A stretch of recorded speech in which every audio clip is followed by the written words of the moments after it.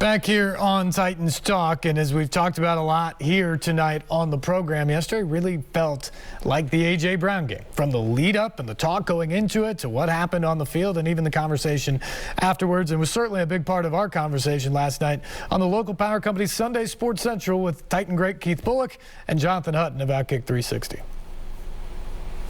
Well, guys, it was the A.J. Brown game going in, and it is definitely the A.J. Brown game after. He had 4 more catches, 78 more yards, and 1 more touchdown than all of Tennessee's receivers combined. And so you really saw the impact both for the Eagles with him and the Titans without him. Yeah, absolutely. A.J. Brown is a big-time, big-play receiver, and he was that the whole time he was here. And then now coming into this game against his former team, who look, he even said it, that he was looking forward to this game. And his new team put him in my position to make the plays and be the big-time player that he absolutely is. Yeah, no doubt. And KB, A.J. Brown gave them a plan B when he was here, and he was a player you could count on.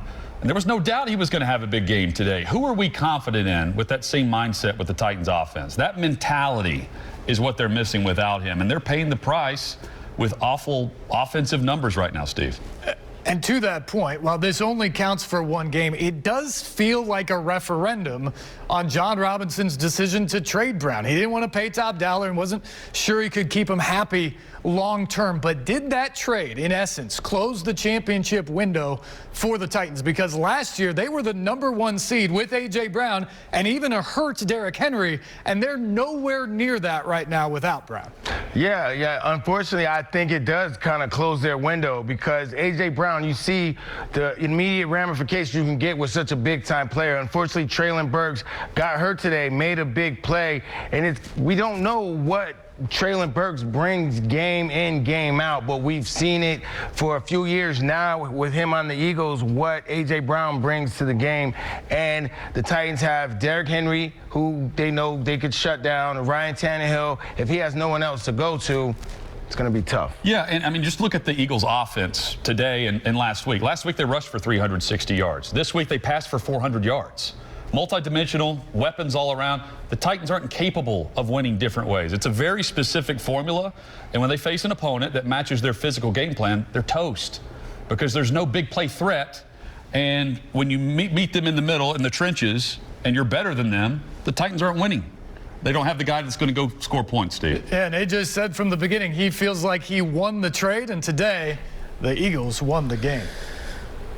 Well, the Eagles definitely got the better of yesterday and that matchup, and they are now 11-1, likely headed to the NFC's #1 seed. The Titans going to be in the playoffs, but the loss yesterday, coupled with the Ravens' come-from-behind win, now means Baltimore's up to the #3 spot. The Titans are in the #4 position, and here's what that means right now. If the season ended today, you would get the Bengals, who you just saw a week ago, who's beaten the Titans in 3 consecutive seasons, including the playoffs last year. You would get them back in Nissan Stadium for the opening round of the playoffs. I don't think that's a situation that is particularly in the Titans' favor. And then, if you get that, then you're off to Buffalo in the next round. It is difficult. It was a difficult day yesterday. And here was John Burton's post-game report from inside the locker room. All week long, the Titans players and coaches were saying how Sunday's game against the Eagles was an opportunity to show the rest of the NFL that Tennessee belongs amongst the elite. But after getting beaten soundly here in Philadelphia 35-10, it appears to be clear the Titans still have a lot of work to do. The Titans' defense contained the Eagles' running game, limiting the Birds to just 67 yards on the ground. But once again, the unit gave up too many explosive plays in the passing game. Jalen Hurts completed 29 passes for 380 yards and 3 touchdowns, including 2 to former Titan A.J. Brown. They knew they couldn't run the ball unless it was pick up and throw the ball. But we just can't give up X play.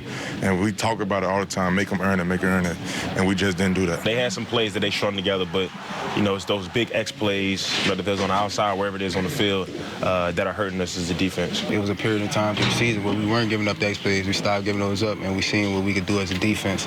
So, like I said, we got to watch the film and see where we could be better at. Meanwhile, the Titans' offense went stagnant once Traylon Burks left the game with a concussion.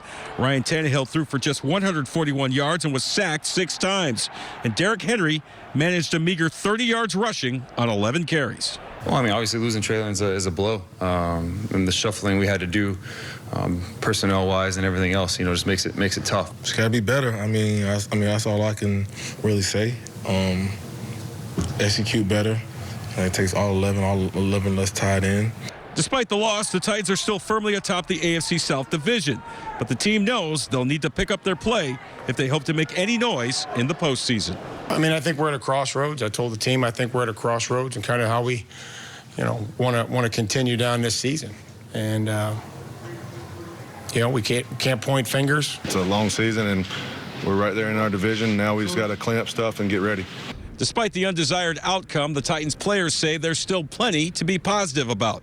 Defensive lineman Jeffrey Simmons saying after the game, "We have 5 games left. We just have to figure out a way to win one, no matter the opponent or what their record is." In Philadelphia, John Burton, News Channel 5 Sports.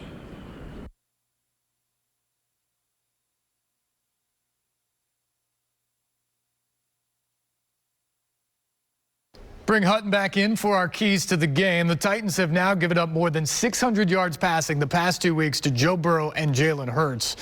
They've gotten just 3 sacks and been unable to make either one of them uncomfortable. And that allowed both quarterbacks, Steve, to stand in and make big plays to their big-time receiving options. The Titans allowed only 4 players last year to have over 100 receiving yards against that defense. Today they allowed 2, and it's the first time 2 players have gone for over 100 yards in the same game since 2018. No quarterback pressure made it easy on a really good Eagles offense. Derrick Henry had a season-low 11 carries and has just 200 yards rushing the past 4 games. If they can't run it, what can they do offensively? Today was unlike really anything we've seen from the offense this year. The offense scored twice early, drives of 71 yards, then 69 yards, and then they had 3 and outs, negative drives the rest of the way. The Titans were punched in the mouth, and the offensive line was just really overmatched, Steve. The score was 14-10, and the Titans gained 1 first down on 5 possessions the rest of the way. Henry's failed to rush over 40 yards now the last 2 weeks. The last time we've seen him that bad in consecutive games was 2018. And Henry right now is their identity. And right now they have no offensive identity. And the bottom line is this. The Titans are not good enough to beat playoff caliber teams playing C-level football, and that's what we've seen. Yeah, got to turn it around after back-to-back losses for the first time since weeks 1 and 2.